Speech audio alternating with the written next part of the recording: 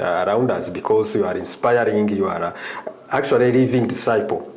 Because you are just, the way you are talking and convinced and confident and joyful, it shows something, there is something behind that. So what I want to bring, and for you to help us to understand, is what does it mean for the church in Rwanda to have reached 125 years of evangelization? What it means for the church? Well, as a layperson, maybe I'm not very deep into such analysis of such topics. But for me, what it means, 125 years is many years. It means many years.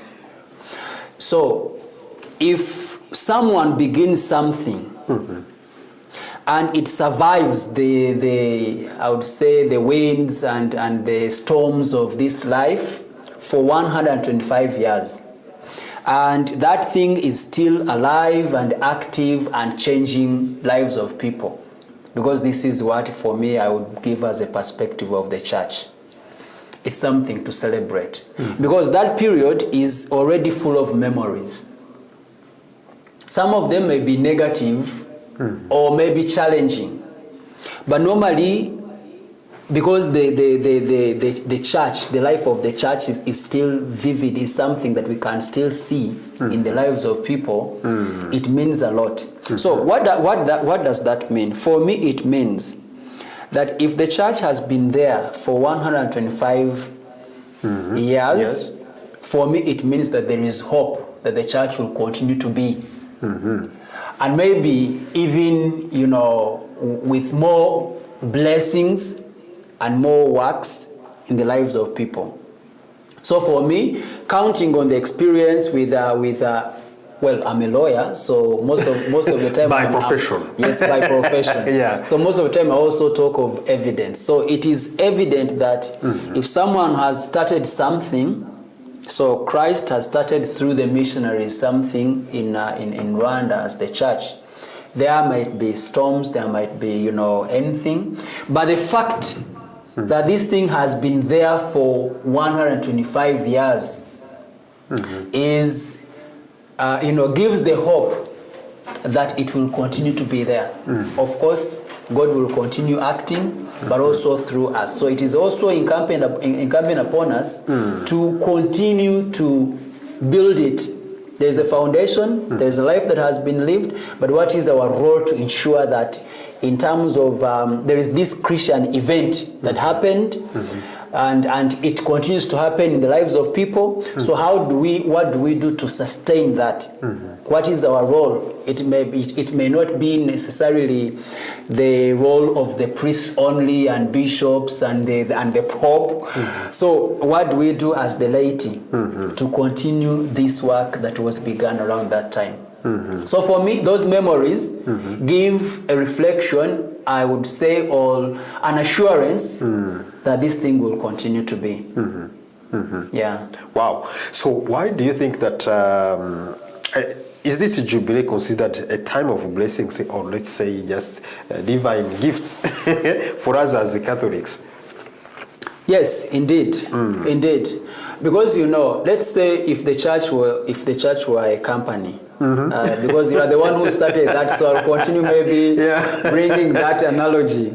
So if the church where the Catholic Church were a company, that maybe has been started by people. When you start a company, and well, let me not give you the example directly to you. When I start a company and I die, there are possibilities that that company will also die with me. Yeah. But if you start something and it continues to be there, total sustainability. There is total sustainability. Then there is always something behind that. There is a power behind that. So this jubilee for me is another opportunity for the church to say, we have been there for 125 years. And we are celebrating this. What do we celebrate? So looking back, in terms of history, what do we celebrate? What has God done in terms of the blessings that we have? If we have peace in this country, if we have, you know, activities that help to improve the lives of people in terms of education, in terms of health, in terms of projects that help people, in terms even of reconciliation, in terms of peace, in terms of unity, in all those aspects. So it is indeed a source of blessings, and these blessings we believe, I personally believe that the blessings will continue to come. But for me, that also, I think, depends on the people and how the quality of life we live as Christians. Because, you know, it's not only about the number. It's about the quality of Christians that are in the church. Yeah? Very important. The quality. Yeah. Yeah, because the quality of Christians, maybe to unpack that also. For me, what I believe is that if I'm a Christian, I should have a personal relationship with God, with Jesus for this matter. And if I have a personal relationship with Jesus, it's not something that I will do maybe only by reading the Bible, only by going for mass, only by going for sacraments, only by belonging to a lay Catholic movement or to a choir or to anything else. It really means that wherever I am, if someone looks at me, the way I speak, the way I do my job, the way I interact with people, the way I mingle with, you know, wherever I am, someone should see that there is an event, there is something that is, you know, that is special in my life, something special that maybe is different from someone else that has never tasted Christian life. So I think this Jubilee, for us, it should be a source of blessing. I mean, I would say a manifestation that we have blessings, that God has blessed us with a gift of Christianity, which will sustain us, I would say, until Jesus Christ comes back. Yeah. Wow. Another